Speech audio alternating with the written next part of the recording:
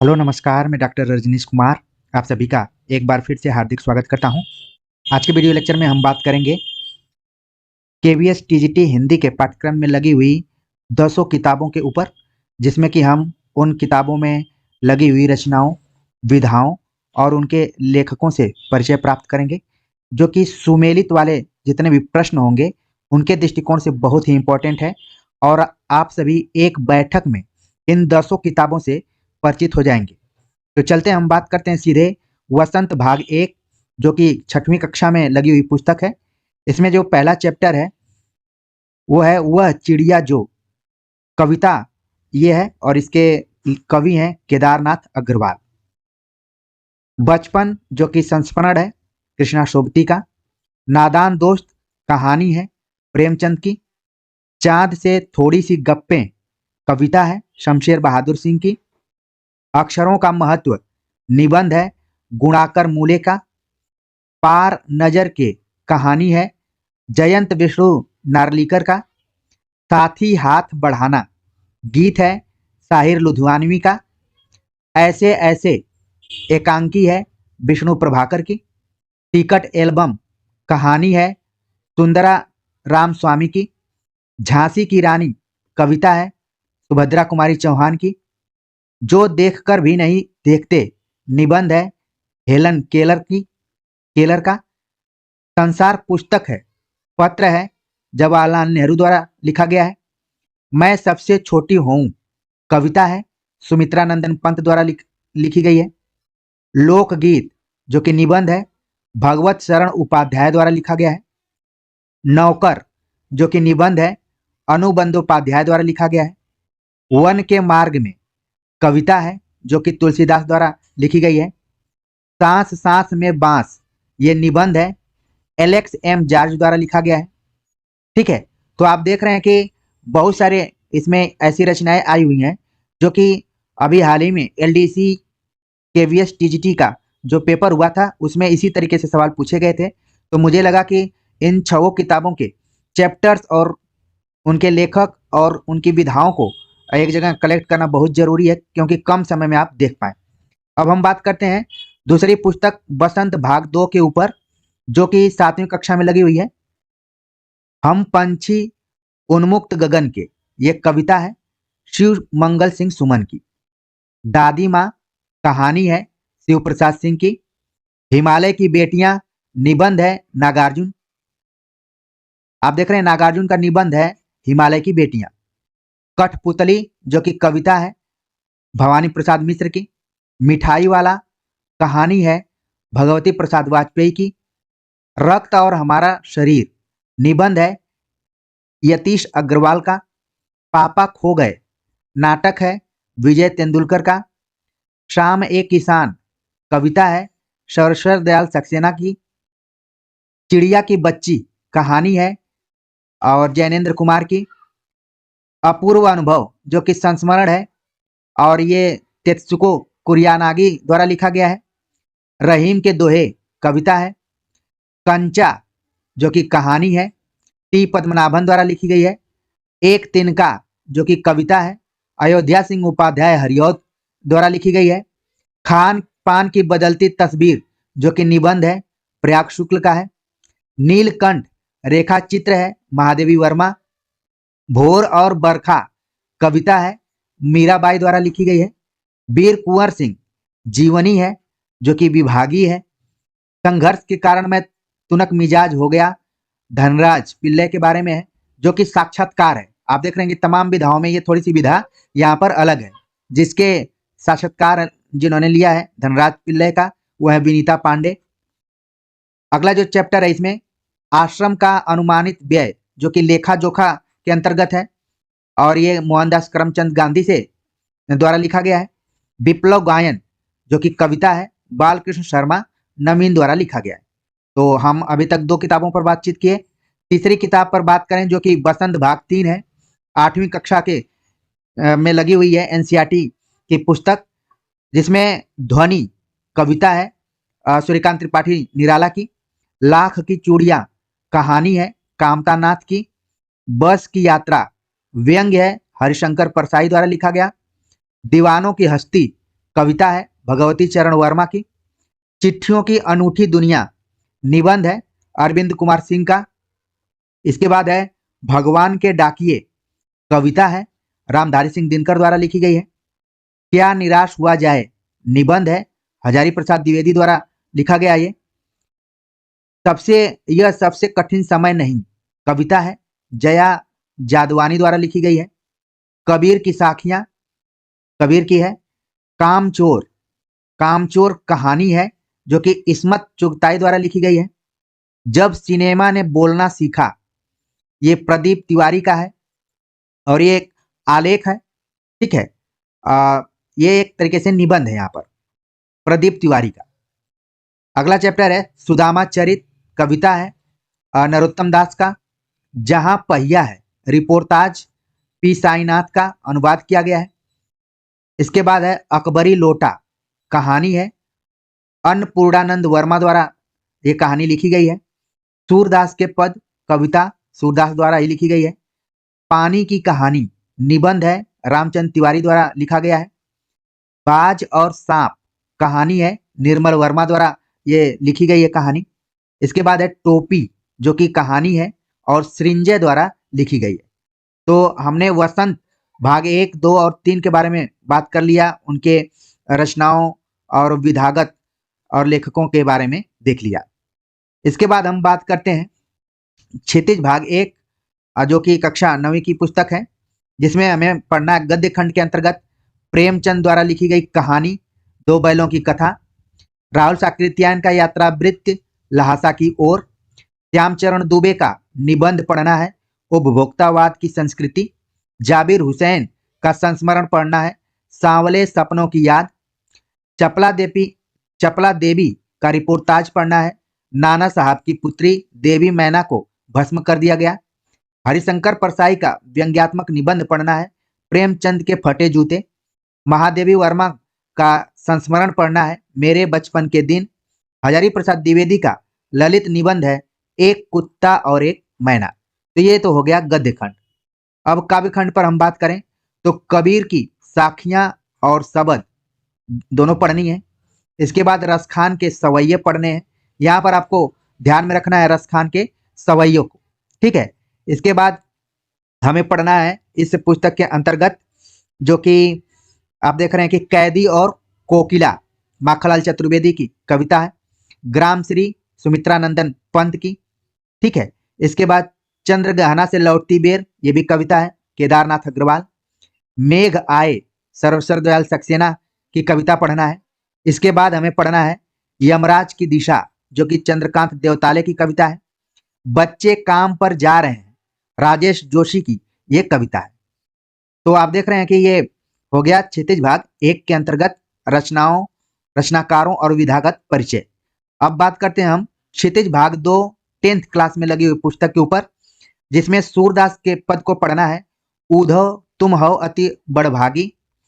मन की मन ही मांझ रही, हमारे हरि हारिल की लकड़ी। हरि हैं राजनीति पढ़ियाए। देख रहे हैं कि सूर के 4 पदों को यहाँ पर पढ़ना है। इसके बाद हमें तुलसीदास की रचना एक है अंश है कविता का राम लक्ष्मण परशुराम संवाद। इसके बाद देव को पढ़ना है। देव की 3 इसमें कविताएं हैं पायनी नुपुर, डार द्रुम पलना, फटिक शिलानी, ठीक है। तो इनकी 3 कविताएं हैं, इनको पढ़ना है। फिर जयशंकर प्रसाद का आत्मकथ्य पढ़ना है। सूर्यकांत त्रिपाठी निराला की कविता पढ़ना है उत्साह अट नहीं रही है, ठीक है। इसके बाद नागार्जुन की यह दंतुरित मुस्कान और फसल 2 कविताएं पढ़नी है। इसके बाद गिरिजा कुमार माथुर की कविता पढ़ना है छाया मत छूना। और फिर कविता है ऋतुराज की कन्यादान। मंगलेश डबराल का पढ़ना है संगतकार।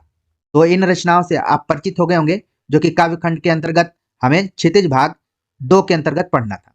अब हम बात करते हैं गद्य खंड के ऊपर, जिसमें आप देख रहे हैं कि नेताजी का चश्मा कहानी है स्वयं प्रकाश द्वारा लिखी गई। बाल गोविंद भगत रेखा चित्र है रामवृक्ष बेनीपुरी द्वारा लिखा गया है। लखनवी अंदाज जो कि व्यंग्य है यशपाल द्वारा लिखा गया है। मानवीय करुणा की दिव्य चमक संस्मरण है सर्वेश्वर दयाल सक्सेना द्वारा लिखा गया है। इसके बाद आप देख रहे हैं कि एक कहानी, यह भी आत्मकथा अंश है मनु भंडारी का। स्त्री शिक्षा के विरोधी कुतर्कों का खंडन निबंध दिया गया है महावीर प्रसाद द्विवेदी का। नौबत खाने में इबादत जो कि व्यक्ति चित्र है, यतीन्द्र मिश्र द्वारा लिखा गया है। और संस्कृति निबंध लिखा गया है भदंत आनंद कौशल्यायन द्वारा। ठीक है, तो ये हो गया आपका क्षितिज भाग 2। अब हम बात करते हैं और कुछ रचनाएं, जिसमें कि बाल राम कथा 6वीं क्लास में पढ़ना है, जिसका जो भी टॉपिक वाइज क्रम है, पहला है अवधपुरी में राम, जंगल और जनकपुर, 2 वरदान, राम का वनगमन, चित्रकूट में भरत, दंडक वन में 10 वर्ष। इसको पढ़ने का मतलब ये ध्यान में रखिए कि पूछा जा सकता है कि चित्रकूट में किससे मिले भरत से, कितने वरदान थे, 2 वरदान, दंडक वन में कितने वर्ष बिताए, 10 वर्ष बिताए। सोने का हिरण, अब हिरण किस टाइप का था, सोने का था, तो ध्यान में रखना है आपको। सीता की खोज, राम और सुग्रीव, लंका में हनुमान, फिर है लंका विजय और राम का राज्याभिषेक। ये तो हो गया बाल राम कथा के ऊपर, जो कि 6वीं क्लास में पढ़ना था। अब पढ़ना है बाल महाभारत, जो कि 7वीं कक्षा में लगा हुआ है, जिसमें महाभारत की कथा के संक्षिप्त सार को पढ़ना है। फिर इसके बाद देवव्रत, भीष्म प्रतिज्ञा, अंबा और भीष्म, विदुर, कुंती, भीम इत्यादि के बारे में पढ़ना है।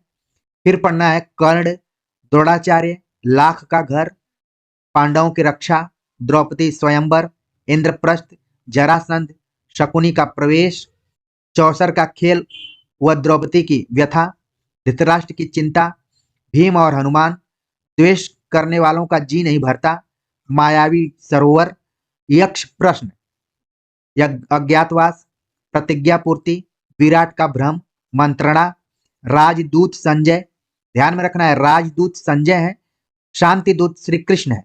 ये दोनों चीजों को आपको बिल्कुल अपने दिमाग में बैठाना है।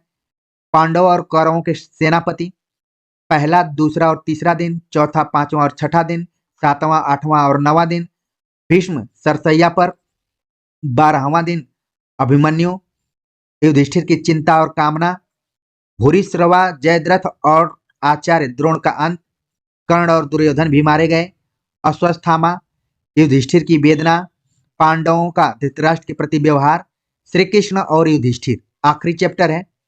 इसके बाद जो आप चैप्टर देख रहे हैं वह है, बल्कि बुक जो देख रहे हैं वो है भारत की खोज, जो कि जवाहरलाल नेहरू द्वारा लिखी गई है। तो इसको हम देख लेते हैं, इसमें क्या क्या चैप्टर वाइज पढ़ना है, क्योंकि हो सकता है कि सवाल आपके इसी चैप्टर से आ जाए और आपको पता भी न चले। जिसमें आप देख रहे हैं कि पहला चैप्टर है अहमदनगर का किला, यानी कि शुरुआत इस पुस्तक की यहीं से हो रही है। इसमें अतीत का भार और अतीत का दबाव दोनों पर विचार किया गया है।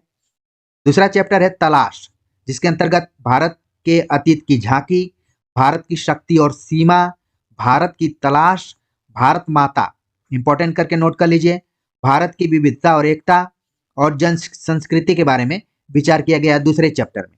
इसके बाद का जो चैप्टर है वह है सिंधु घाटी सभ्यता, जिसके अंतर्गत आर्यों का आना, प्राचीनतम अभिलेख, धर्म ग्रंथ और पुराण, वेद, भारतीय संस्कृति की निरंतरता, उपनिषद, व्यक्तिवादी दर्शन के लाभ और हानियां, भौतिकवाद, महाकाव्य, इतिहास, परंपरा और मिथक, महाभारत, भगवत गीता, प्राचीन भारत में जीवन और कर्म।